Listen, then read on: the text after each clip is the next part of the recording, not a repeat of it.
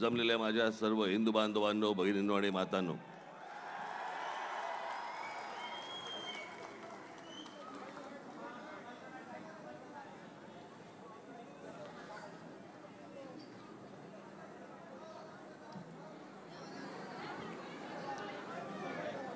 काल मला माझी सभा होती बोरिवलीला आणि बोरिवलीच्या सभेवरनं मला पुढे वर्सोव्याची सभा होती आणि त्याच्यानंतर पुढे मला प्रभादेवीची सभा होती.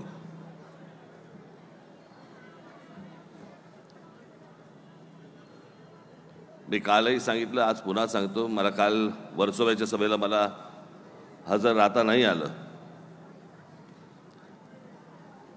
माझं भाषण चालू असताना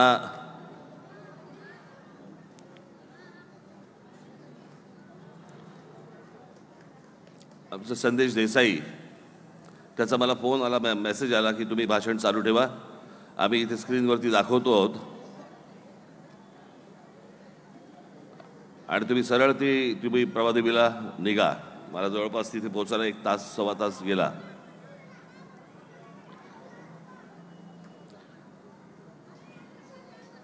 मी पुन्हा एकदा आपले उमेदवार संदेश देसाई यांचे दिलगिरी व्यक्त करतो आणि आभारही मानतो की त्यांनी मुभा दिली म्हणून. आणि ती भीतीच नको म्हणून मी आजच्या सभेला 1 तास अगोदर येऊन इथे थांबलो होतो. झंझटच नको, पुन्हा पुढे ट्रॅफिकमध्ये अडकलो, पुढे अजून काय झालं.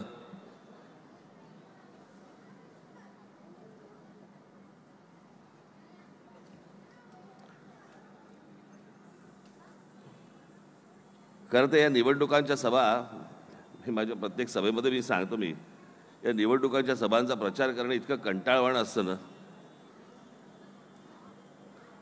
आणि आता तर काय झालंय, आता तर ते टेलिव्हिजनवरती ते लाईव्ह पण दाखवतात, त्याच्यामध्ये तुम्ही बाकीची सभा माझ्या बघितल्या पण असतील आणि तुम्ही आज इथे सभेला आलेला पण असाल. त्याच्यामुळे त्यातल्या किती गोष्टी तुम्ही ऐकल्या आहेत आणि तेच बऱ्याचदा तेच विषय असतात.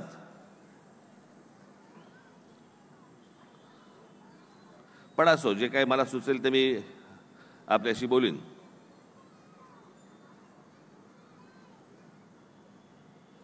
गेल्या 5 वर्षातला सगळा गोंधळ तुम्ही पाहिलेला आहे.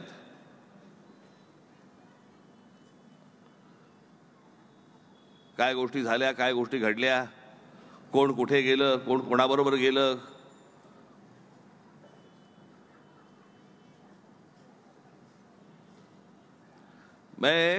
कुठपर्यंत गेलं प्रकरण,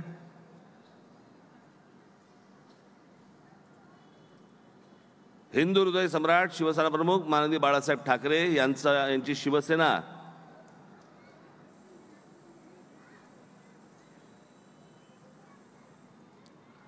ती आज गेली एकनाथ शिंदेंकडे. निवडणूक चिन्हासकट.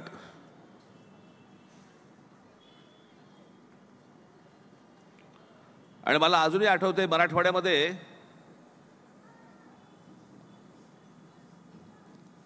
एक स्लोगन चालायची की बाण हवा का खान.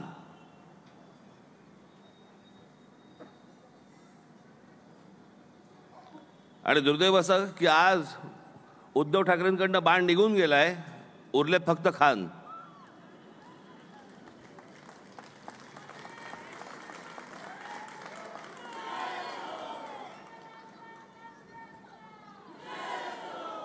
आणि वर्सोव्यामध्ये त्यांनी उमेदवार कोण दिलाय? हरून खान.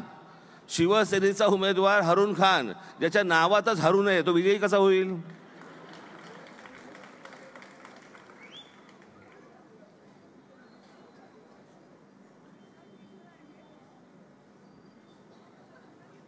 इथपर्यंत तुमची वेळ गेली.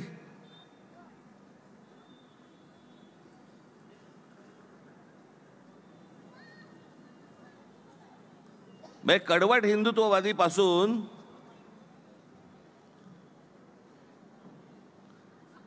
ते मुसलमानांसमोर लाचार होणाऱ्यांपर्यंत इथपर्यंत तुमची मजल गेली. हे तुमच्या इकडच्या उबाठा शिवसेनेचे उमेदवार त्यांचं पत्रक काढतायत उर्दूत पत्रक काढतायत. म्हणजे कुठपर्यंत मजल गेली यांची बघा, काय लेवलला आलेत ते बघा.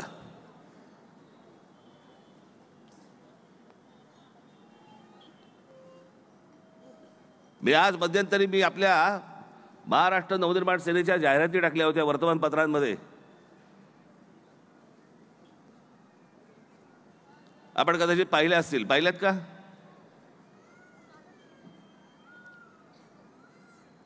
आणि एक जाहिरात टाकली होती सगळ्या फ्रंट पेजला.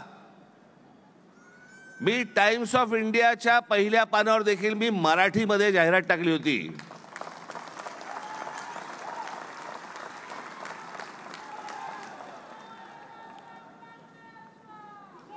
इंग्रजी वर्तमानपत्र आहे म्हणून इंग्रजीमध्ये जाहिरात नव्हती टाकली, मराठीतच जाहिरात टाकली होती. जे लोक बघतील, अमराठी लोक देखील, त्यांना मराठी वाचता येतं, त्यांना मराठी समजतं. आपल्यालाच उगाच वाटतं की त्यांना कळत नाही, त्यांना समजत नाही. त्यांना समजतं.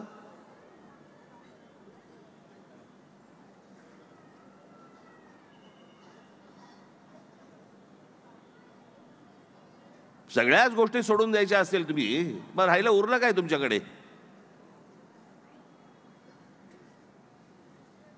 हा इथे छान कंदील लागलाय दिवाळीचा आणि अजूनही तिथेच आहे. नाही, चांगली गोष्ट आहे. आपण सगळ्या गोष्टी, दिवाळी ही तुळशीच्या लग्नापर्यंत करतो. तसं आपण मुंबईला तिथे शिवाजी पार्कला आपण गेले 12-14 वर्ष दीपोत्सव साजरा करतो. आपण आपल्यापैकी बरेच जण येऊन गेले असतील, काही जणांनी क्लिप्स पाहिले असतील त्याच्या. हजारोने लोक येतात ते सगळं बघायला. मग ते सगळे व्हिडिओ काढत असतात, त्यांचे फोटो काढत असतात, सगळे लोक करत असतात काय काय काय काय.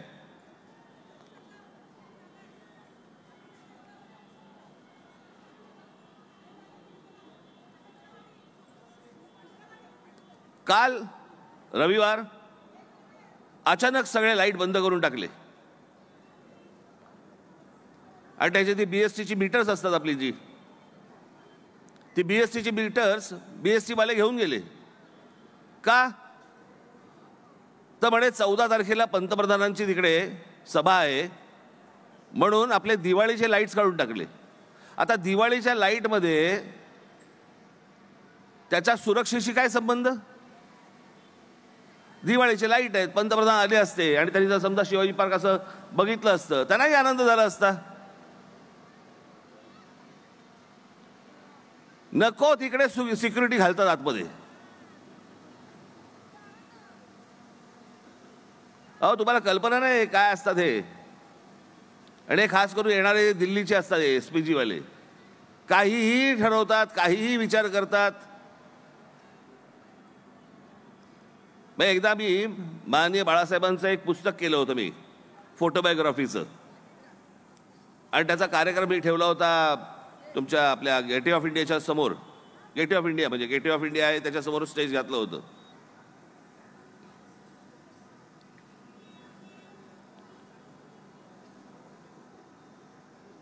त्यावेळेला अटल बिहारी वाजपेयीजी तिकडे त्या पुस्तकाच्या प्रकाशनाला आले होते.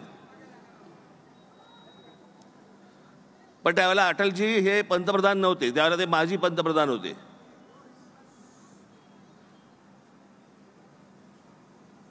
आणि व्यासपीठावरती अटलजी होते, त्याच्यानंतर तुमचे अर्थात बाळासाहेब होते कारण त्याच्यावरचं पुस्तक होतं. अमिताभ बच्चन होते, लता दीदी होत्या, शरद पवार होते, जॉर्ज फर्नांडिस होते, बाबासाहेब पुरंदरे होते, प्रमोद महाजन होते, सगळेच जण होते.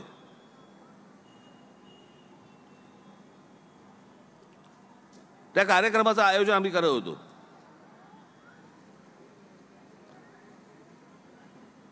आणि मला त्यांचे ते एसपीजीचे कोणीतरी चीफ होते त्यांच्या सिक्युरिटीचे, कारण माजी पंतप्रधान असले तरी त्यांची सिक्युरिटी असतेच. त्या सिक्युरिटीच्या लोकांचा मला फोन आला की जरा गेट ऑफ इंडियापाशी याल का. मी गेलो. मग त्यांनी ते सगळी पाहणी बिणी सगळी केली बिली आणि मला म्हणाले हे काय, ते ताजमहाल हॉटेल होतं. तुम्ही ताजमहाल हॉटेल बघितलेत ना, त्याची एक उंच इमारत आहे आणि मग बाकीचं असं ताजमहाल असं आडवं आहे आणि एक उंच इमारत आहे. मला बोले ये क्या है, म्हटलं ये ताजमहाल हॉटेल आहे. अच्छा, इसे ढकना पडेगा. ढकना, म्हटलं माझ्या बापाचं हॉटेल आहे का हे, आणि ढकना पडेगा म्हणजे म्हटलं त्याला कापड केवढं लागेल.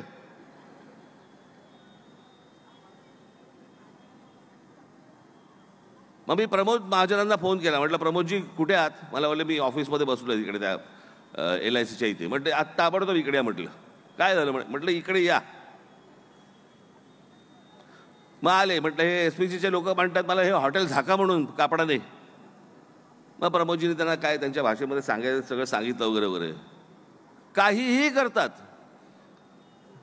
मग आता दिवाळीचे लाईट, दिवाळीचे काय जी काय रोषणाई केलेली होती ही बंद करण्यात काय हशिले, त्याचा सिक्युरिटीशी काय संबंध आहे तो. पण काही विचार करतात. आणि सगळ्यात महत्वाची म्हणजे आपला हिंदू सण आहे तो. सण सणासारखा साजरा नाही करायचा तर मग कसा साजरा करायचा. दरवर्षी तिकडे सगळं लाइटिंग असतं आणि तुळशीच्या लग्नापर्यंत असतं. तुळशीच्या लग्नाला आपण ते बंद करतो. दरवर्षीचा रिवाज आहे तो. म्हणजे या महाराष्ट्रामध्ये इथे दहीहंडीवरती बंदी आणायला सुरुवात केली.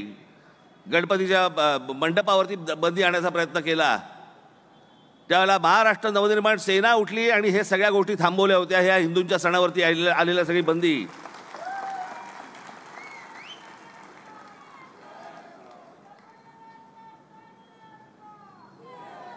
आज तिथेच एका हिंदुत्ववादी विचारांचे पंतप्रधान त्या ठिकाणी येत आहेत आणि त्यांच्यासमोर दिवाळीचे लाईट तुम्ही बंद करतात. कमालच झाली. राहुल गांधी येणार असता मी समजू शकतो, त्याची सभा असती जरा की दिवे बंद करणं. ज्यांच्या डोक्यातच प्रकाश पेटत नाही त्यांच्यासाठी दिवे तरी कशाला दाखवा.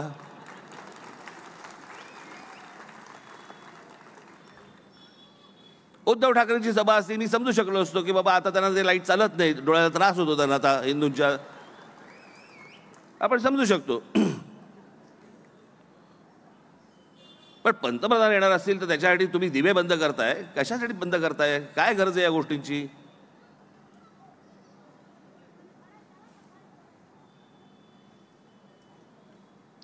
इतका सगळ्या बाबतीत इतका भेसळ झालेली, इतका गोंधळ झालेला आहे ना की कोणाचा पायपोच कोणात नाहीये.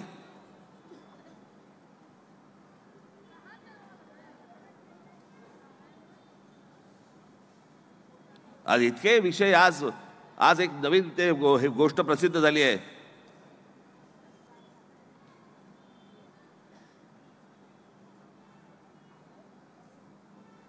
की मोठ्या प्रमाणावरती बांगलादेशी मुसलमान आणि रोहिंगे म्हणजे कुठचे, म्यानमार मधले तिकडचे रोहिंगे आणि बांगलादेशी मुसलमान मोठ्या प्रमाणावरती मुंबईमध्ये शिरलेले आहेत आणि शिरतायत. आणि त्याचा रिपोर्ट असा आलेला आहे की हे इतकं प्रमाण वाढेल की पुढच्या 10 वर्षात मुंबईमधला हिंदू टक्का हा 50% खाली येईल. 50% खाली येईल. हे इतकं प्रमाण वाढतंय कारण या शहरामध्ये रोजच्या रोज कोण येतंय, कोण जातंय, काय करतंय, कोणाला काही पत्ता नाही. आपल्याला शिव्या द्यायला हे पोलीस ठीक आहे, तो आपण काही बोलतो त्यांना, पण ते जे दिवस रात्र ते म्हणजे काय म्हणतो पण त्याला, जे राबत असतात, काम करत असतात, त्याच्याकडे कोणाला बघायला वेळ नाहीये.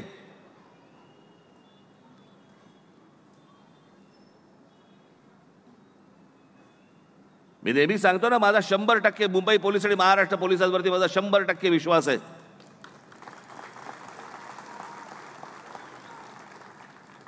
जर 48 तास त्यांच्या हातामध्ये दिले ना, फक्त 48 तास, अख्खा महाराष्ट्र साफ करून ठेवतील. गुन्हेगारी नावाची गोष्टच शिल्लक ठेवणार नाहीत ते.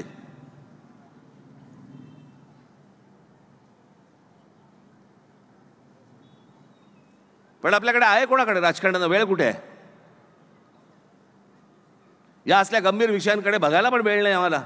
आम्ही गुंतलोय कशामध्ये? आमच्या खुर्च्यांमध्ये. आम्ही निवडणुका लढवायच्या, तुम्ही मतदान करायचं, मतदान युतीला करायचं किंवा मतदान आघाडीला करायचं, आणि मग त्याच्यानंतर तुम्ही मतदान करून मोकळे झालात. ह्यांचे हे खेळ खेळायला मोकळे. मी माझ्या प्रत्येक सभेमध्ये मी गेल्या 5 वर्षाचा जो आढावा सतत घेतोय तो एवढ्यासाठीच घेतोय की 20 तारखेला मतदान होईपर्यंत ह्या तुमच्या जो मतांचा अपमान केलेला आहे ना महाराष्ट्रामध्ये, विसरू नका.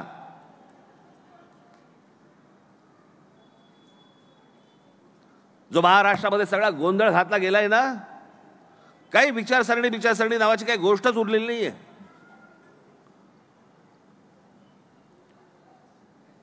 तुमचं अस्तित्व धोक्यात आलेलं आहे. पण तुमचं अस्तित्व धोक्यात आलं असताना देखील यांना त्या गोष्टीकडे गांभीर्याने बघायची वेळ नाही आहे ना.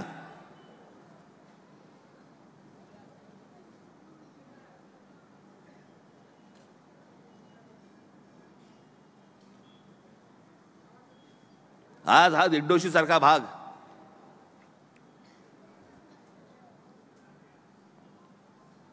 मी काल कुठे गेलो होतो? कसब्यामध्ये गेलो होतो. एवढ्या छोट्या गुल्ल्या. म्हणजे कसबा म्हणजे काय? तर या संपूर्ण हिंद प्रांताचं राज्यकर्त्यांचं किंवा राज्य ज्याला राजधानी म्हणतो, कसबा पुण्याची, की जिथून संपूर्ण सत्ता ही हाकली जायची, राबवली जायची, त्याचं ते केंद्र होतं. केंद्र जिकडे लाल महाल, जिथे आमचे छत्रपती शिवाजी महाराज आमचे राहिले, त्याच्या बाजूला असलेला शनिवारवाडा. आज त्या कसब्याचं काय झालं? एवढ्या छोट्या गल्ल्या आहेत. म्हणून त्या दिवशी मी त्यांना बोलताना बोललो, एक मुलगा समोर आला आणि एक मुलगी समोर आली ना तर मध्ये लग्न पण होऊ शकतं. इतक्या छोट्या गल्ल्या आहेत.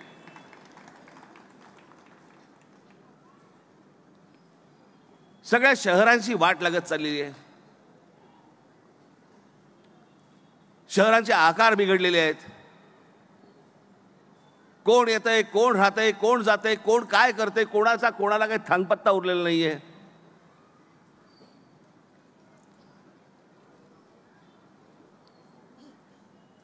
तुमच्याच आजूबाजूच्या एखाद्या घरामध्ये किंवा आजूबाजूच्या कुठेतरी एखाद्या काय म्हणू आपण त्याला, झोपडपट्टीमध्ये किंवा कुठे अजूनही काय प्रकारचे लोक राहतात आणि काय प्रकारचे लोक करतायत. उद्या जर या सगळ्या गोष्टींचा उद्रेक झाला, काय कराल काय तुम्ही?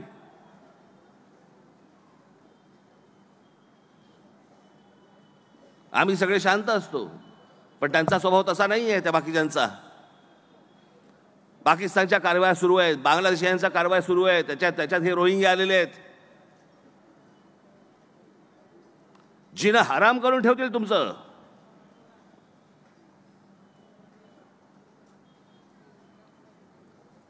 आणि त्याच्यासाठी सरकारने तयार नको असायला? या सगळ्या गोष्टींकडे सरकारने पाहायला नको?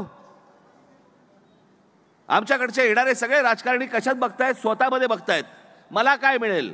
राजकारण राहिला सध्या बाजूलाच, त्या सगळ्या गोष्टींचा व्यवसाय करून टाकलाय. व्यवसाय.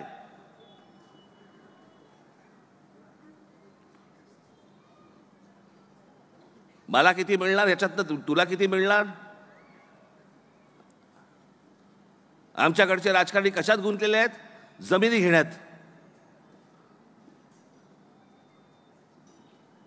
काही राजकारण्यांच्या 5-5, 10-10 हजार एकर जमिनी आहेत. 5-5, 10-10 हजार एकर जमिनी. मला कळत नाही का नागडा फिरतो की काय त्याच्यावरती अख्खा? का सकाळी उठल्यावरती धावायला सुरुवात करतो नागडा? काय करणार एवढ्या जमिनीचं? किती हवरटपणा करावा?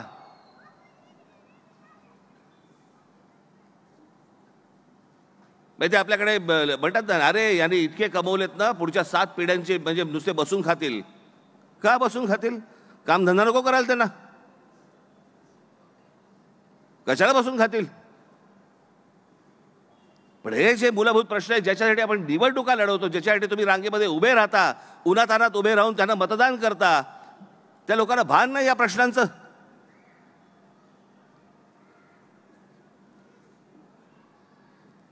आजही सगळ्या ठिकाणी फिरताना मुंबईमधले असतील, शहरांमधले प्रश्न असतील, आम्ही त्याच प्रश्नांवरती बोलतो. आम्ही ग्रामीण महाराष्ट्रामध्ये गेलो की आम्ही त्याच प्रश्नांवरती बोलतोय. गेली अनेक वर्ष तेच प्रश्न सुरू आहेत. आम्ही तुम्हाला पाणी देऊ, आम्ही तुम्हाला वीज देऊ, आम्ही तुम्हाला रस्ते देऊ, आम्ही तुम्हाला शाळा देऊ, आम्ही तुम्हाला हॉस्पिटल देऊ. याच्या पलीकडे आम्ही गेलोच नाही. आणि तुमच्या ज्या मूलभूत गरजा आहेत त्या मूलभूत गरजांच्या पलीकडे जर समजा तुम्ही कधी गेलातच नाहीत म्हणून भारतात शोध लागत नाहीत. जे जगामध्ये जे शोध लागतात, वेगवेगळ्या गोष्टींमध्ये जे शोध लागतात, याच्या कारण त्यांच्या मूलभूत गरजा पूर्ण झालेल्या असतात म्हणून ते टप्पा पुढे गाठतात, पुढे गेलेले असतात. ते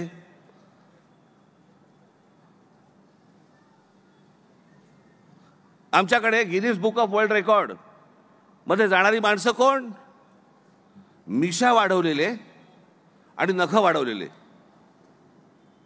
त्याला अक्कल नाही लागत. लहानपणापासून आल्यापासून कापले नाही की ते वाढत जातात. त्याला तुझं काय करतो तू?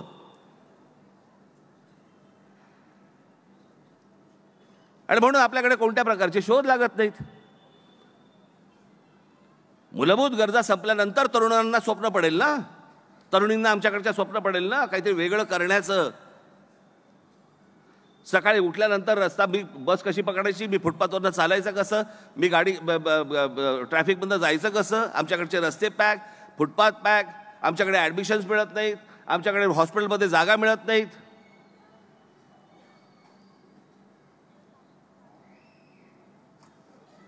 करोनाच्या काळात तर ऑक्सिजन पण मिळत नव्हता.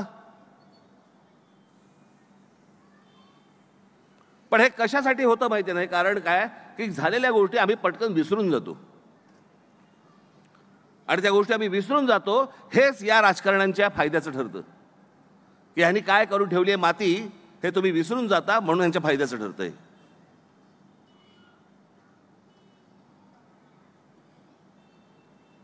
गेल्या 5 वर्षामध्ये या महाराष्ट्रातल्या जनतेची, मतदारांची मतांचा जो अपमान झालेला आहे ना.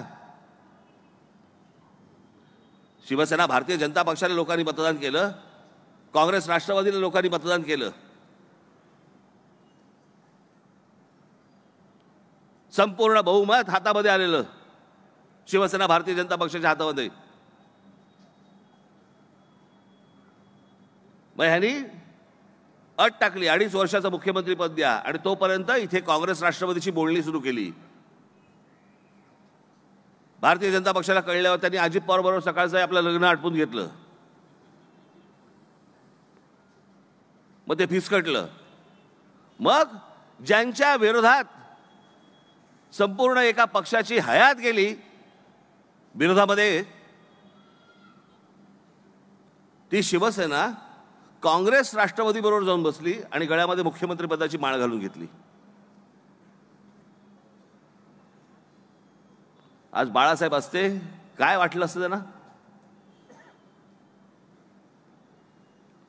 बाळासाहेबांची एक क्लिप आहे की माझ्या शिवसेनेची जर समजा काँग्रेस होणार असेल, मी शिवसेना नावाचं दुकान बंद करून टाकीन.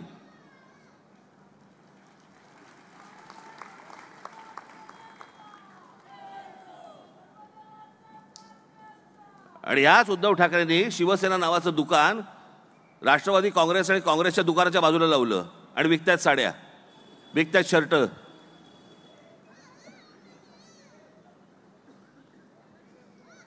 स्वतःच्या स्वार्थासाठी म्हणून बाळासाहेबांच्या विचारांना विसरला, ज्याच्यासाठी पक्ष उभा राहिला ती गोष्ट विसरला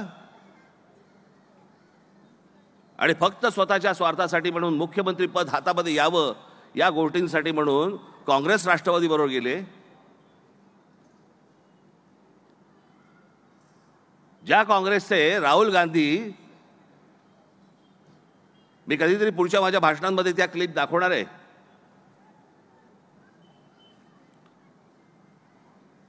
आपल्या इकडच्या वर्षा गायकवाड, वर्षाताई, एका व्यासपीठावरती राहुल गांधींना आमच्या शिवछत्रपतींच्या मूर्ती देत आहेत. ती मूर्ती अशी त्यांनी देत आहेत, राहुल गांधींनी असं त्या मूर्तीकडे बघितलंय आणि दुर्लक्ष केलंय, हातात नाही घेतली. आमच्या शिवछत्रपतींची मूर्ती ज्याला हातात घ्यायला लाज वाटते त्यांच्याबरोबर जाऊन उद्धव ठाकरे बसतात आणि मुख्यमंत्री पदाची माळ घालून घेतात.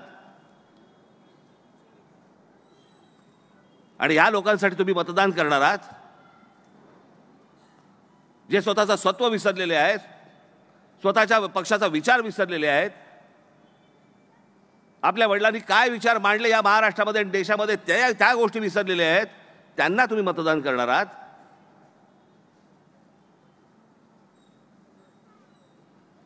मी आज जो तुमच्यासमोर आलोय ना, ते एवढीच फक्त तुम्हाला आठवण करून देण्यासाठी आलोय. माझी महाराष्ट्राबद्दलची स्वप्न आहेत, माझी मुंबईबद्दलची स्वप्न आहेत.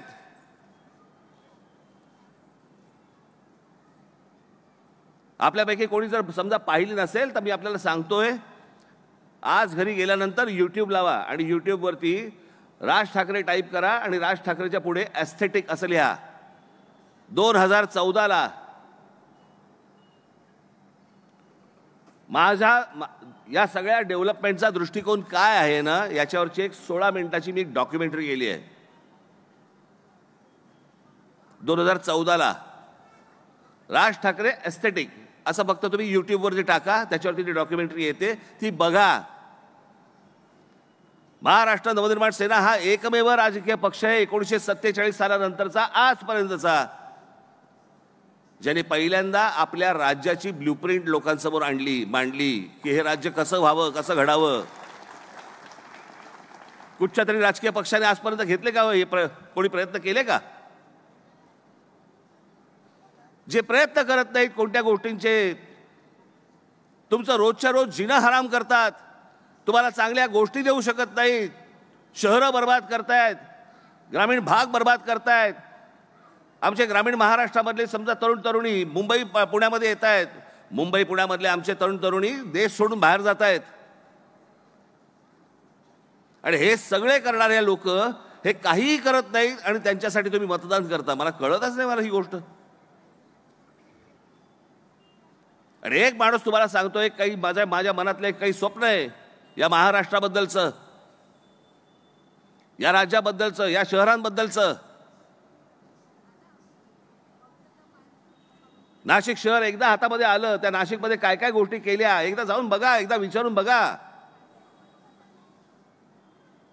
आणि फक्त 5 वर्षात केले आहेत. तिकडचा पाण्याचा प्रश्न पहिल्या 5 वर्षामध्ये, म्हणजे एका धरणातनं फक्त पाणी यायचं, लोकसंख्या वाढते आहे त्याचा विचार करता मी तिथून एका दुसऱ्या धरणामधनं पाईपलाईन टाकून ती नाशिकमध्ये आणली की नाशिकची लोकसंख्या वाढते. पुढच्या 50 वर्षांचा नाशिकचा पाण्याचा प्रश्न आम्ही पहिल्या 5 वर्षात मिटवून टाकला. हे 5 वर्षात केलेली गोष्ट आहे. यांच्या हातामध्ये 20-20, 25-25, 30-30 वर्ष, 40-40 वर्ष यांच्या हातामध्ये सत्ता आहेत. प्रश्न संपायच्या ऐवजी प्रश्न वाढतायत. पण आम्हाला काही नाही. आम्ही निवडणुकीच्या तोंडावरती हे येतात, काहीतरी देतात, आम्हाला भेटी देतात, भांडीकुंडी वाटतात, पैसे फेकतात, आम्ही त्याच्यावरती लाचार होतो, आम्ही त्याच्यावरती भाळून जातो आणि यांना सतत मतदान करत राहतो. आणि मग 5 वर्ष आम्ही परत बोंबलत बसतो, यांच्या नावाने शिव्या घालत बसतो. परत 5 वर्षात, आयुष्यातली 5-5 वर्ष जात आहेत तुमच्या. लक्षात येते का तुम्हाला? मी काल पण माझ्या भाषणामध्ये सांगितलं, माझा पुनर्जन्मावरती विश्वास नाही आहे. जो आहे तो हाच जन्म. आणि ह्या जन्मामधली जर 5-5 वर्ष तुमच्या आयुष्यातली अशीच जर समजा जायला लागली आणि समाधानाने तुम्हाला जगता येत नसेल, कशासाठी रांगेत उभे राहताय आणि मतदान करताय? मी समजू शकतो की तुम्हाला पर्यायच नसेल, मी समजू शकतो, पण मी पर्याय देतोय ना तुम्हाला. हा राज ठाकरे तुमच्यासमोर एक पर्याय म्हणून तुमच्यासमोर उभा आहे.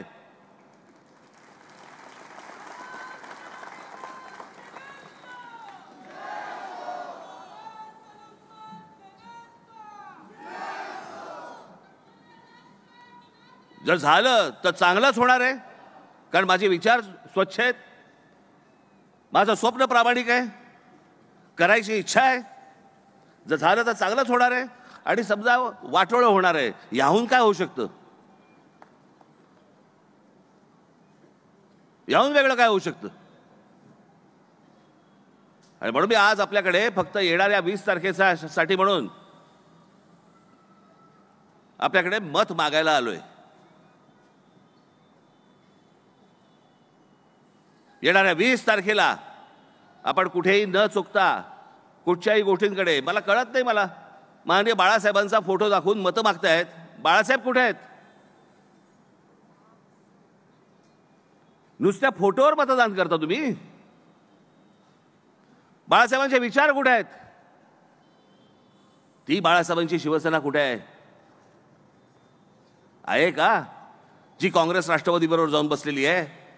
आणि काँग्रेस राष्ट्रवादी बरोबर जाऊन बसलेल्या, अहो काँग्रेस राष्ट्रवादीचा एक नेता माननीय बाळासाहेबांचं नाव घेत नाही, व्यासपीठावरती नाव घेत नाही त्यांचा. आणि उद्धव ठाकरे जाऊन तिकडे पंजाचा प्रचार करतात. काँग्रेसचा तर काय स्कार्फ घालतात गळ्यामध्ये. म्हणजे कुठपर्यंत येऊन ठेवलं हे सगळं. आणि फक्त तुम्ही माननीय बाळासाहेबांच्या नावाचा फोटोवरती तुम्ही फक्त मतदान करत राहणार आहात.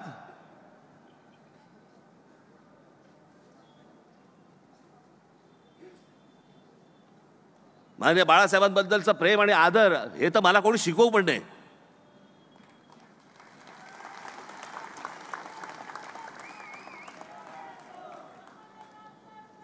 पण सत्य काय आहे? सत्य हे आहे की तुम्हाला ते फोटो दाखवून फक्त यांचे स्वार्थ साध्य करतायत. यातनं जागे व्हा, यातनं बाहेर पडा. आणि येणाऱ्या 20 तारखेला आपण कुठेही न चुकता, आपणच नुसते नाही दिंडोशीकर, माझ्या महाराष्ट्रामध्ये जिथे जिथे माझे सगळे उमेदवार उभे आहेत, आत्ता इथे आमच्याकडे उभे आहेत. इथे आमचा भास्कर, कुठे भास्कर? ये.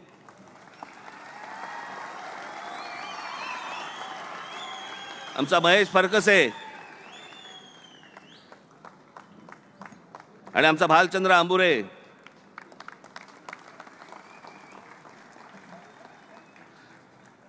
तरणे बाण, पोटात आग असलेली माणसं आहेत, पोटात आग असलेली, तुमच्यासाठी काहीतरी करण्याची इच्छा असलेली.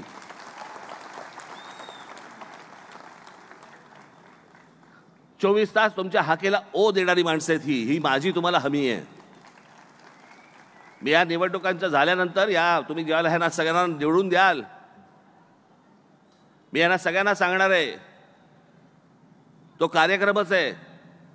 ह्यांना एक मोबाईल फोन देणार आहे तुम्हाला सगळ्यांना, मोबाईल फोन.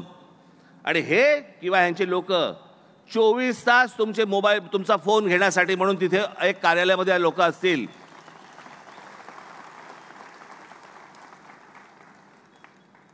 आज ही सर्व मंडळी उभी आहेत. महाराष्ट्रामध्ये माझे सर्व उमेदवार उभे आहेत. माझी महाराष्ट्रामधल्या सर्व मायबाप जनतेला माझी विनंती आहे की येणाऱ्या 20 तारखेला तुम्ही बदल घडवा आणि ह्या सगळ्या नादान लोकांना तुम्हीच अद्दल घडवा. येत्या 20 तारखेला आपण रेल्वे इंजिन या निशाणीवरती आपण बटन दाबून माझ्या सर्व उमेदवारांना आपण प्रचंड प्रचंड प्रचंड मतांनी आपण विजयी करावं असं एक आवाहन करतो आणि तुर्तच आपली रजा घेतो सर्वांची. धन्यवाद. जय हिंद, जय महाराष्ट्र. धन्यवाद साहेब. यानंतर मी विनय नायर व भास्कर आपल्या सर्व उमेदवारांना विनंती करतो की प्रतिमा सन्मान्य साहेबांना भेट द्यावी. महाराष्ट्र नवनिर्माण सेनेचा सन्मान्य राजसाहेब ठाकरे यांचा,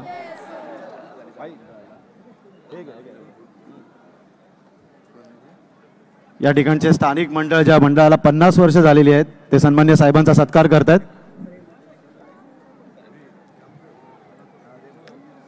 सन्मान्य साहेबांना गणपती बाप्पाची प्रतिमा भेट करण्यात आलेली आहे.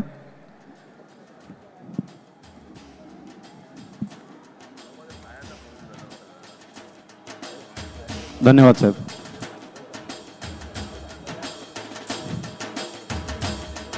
महाराष्ट्र नवनिर्माण सेनेचा सन्मान्य राजसाहेब ठाकरे यांचा. धन्यवाद.